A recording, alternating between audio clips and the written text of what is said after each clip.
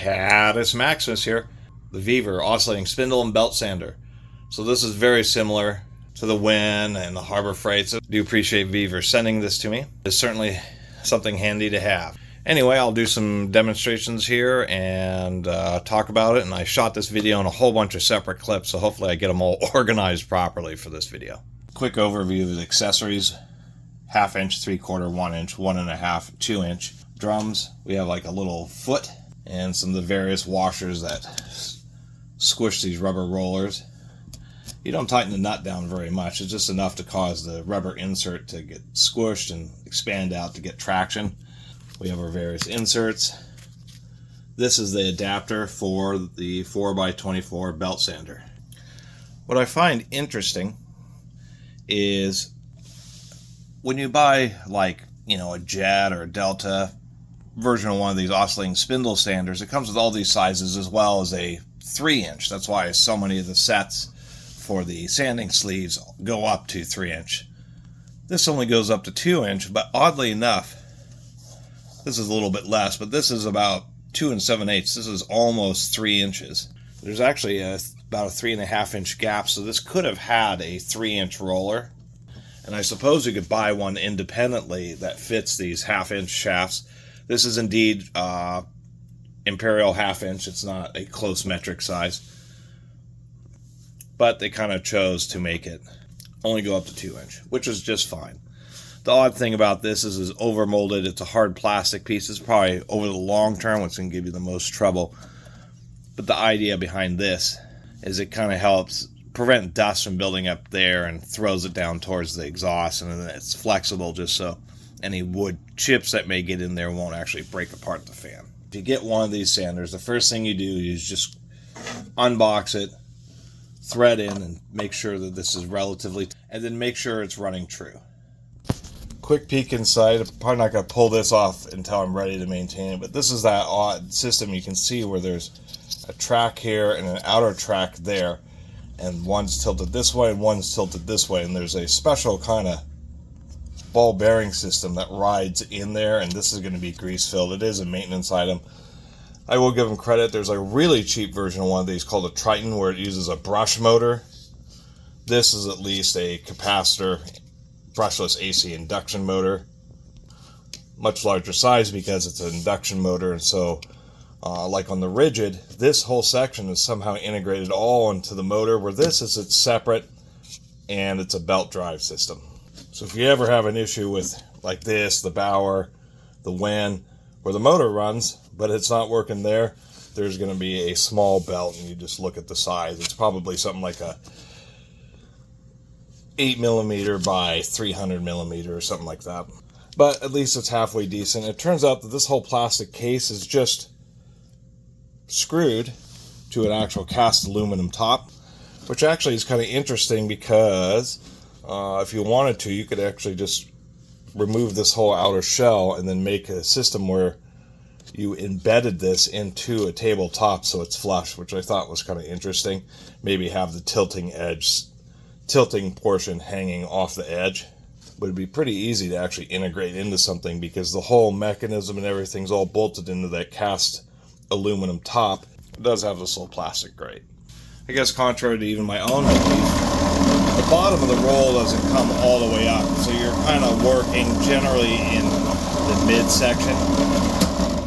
But a nice little tip on YouTube showing how you can make the most out of these rolls. You won't be able to use a normal wrench, you'll have to use a sock, is you can just shift the roll up some and then retighten it down, and that way you can use this section of the roll. If you're always wearing this end, then you can take the roll, flip it over, and do the same thing. So anyway, I was noticing this is the Boss 200A. One of the few tools where Boss is the acronym, Belt Oscillating Spindle Sander. Anyway, put a little piece of tape over the hole when you use this insert for the spindles, because a lot of air from the vacuum is bypassing right through that hole. You want to sand the inside of something. I was going to show the difference with the vacuum. This is no vacuum. Here, let me hold it this way. So, quite a bit.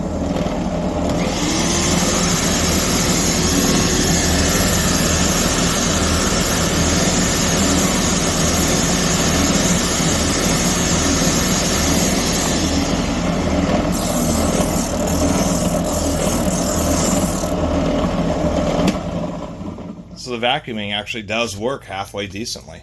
So that's obviously the big advantage here.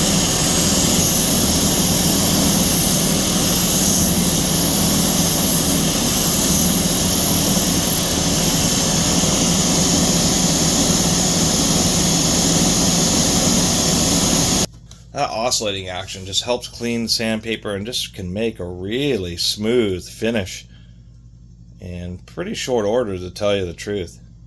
Another thing to note, this big bottoming washer is only for the spindles. Obviously you have to pull it off so that the belt sander can engage the little drive cogs.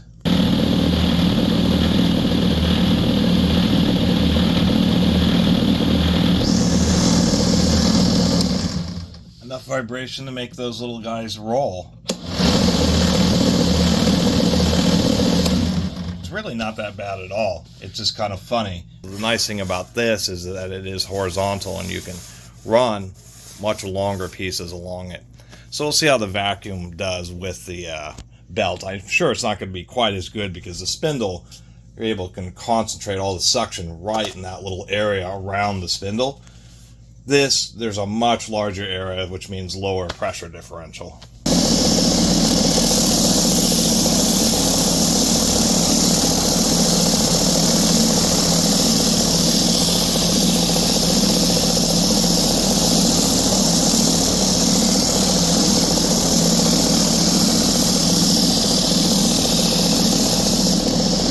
I was doing that one-handed, and it's actually kind of obvious that you need two hands, and you have to still have to pay special attention to make sure that you get the edges.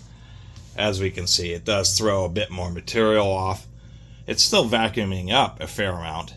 Just showing.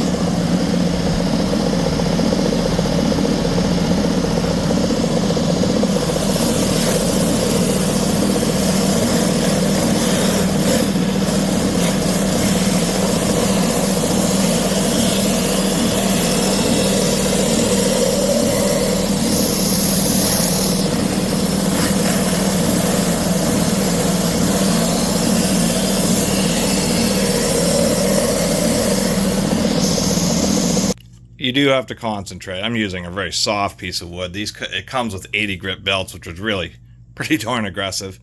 Pretty nice for putting bevels and that type of stuff on material.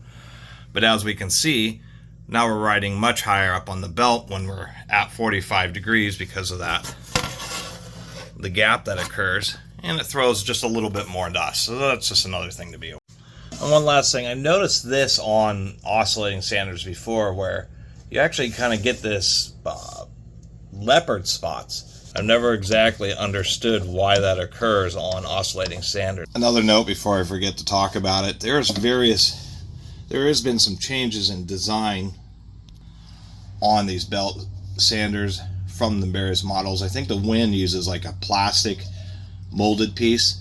Vevor, or at least on this one, it's all steel. It weighs a couple kilograms. It's like 4 or 5 pounds. This thing is pretty heavy.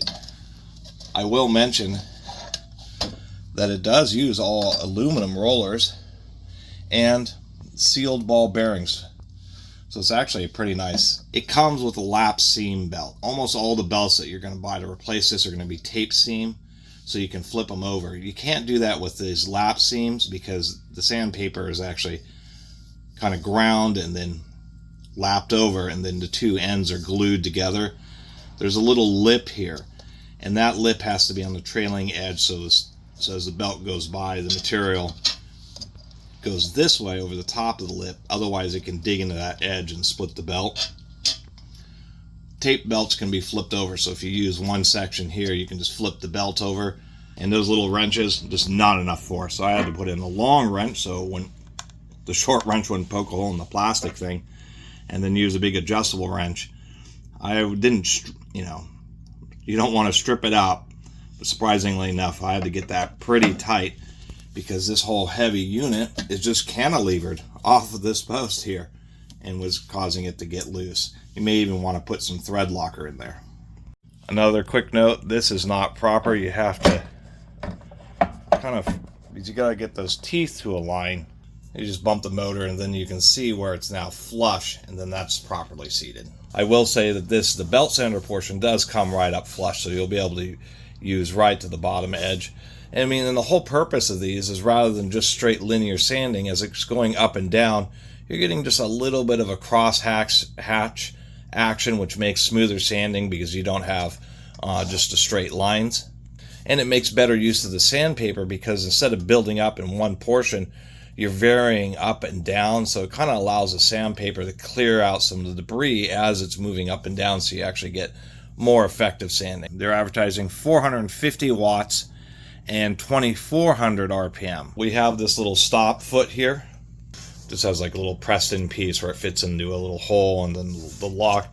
I think I kind of would have liked this to be a full length rather than just being a little stop here. Oh, when I was mentioning the lack of the 3-inch roller, I think part of it is, I mean, just flat out that I think they're expecting that if you need a 3-inch diameter, that you just pull that off and you just use this portion of the belt sander, which would give you that 3-inch radius. The belt tracking is pretty easy to deal with. You don't adjust the knob much.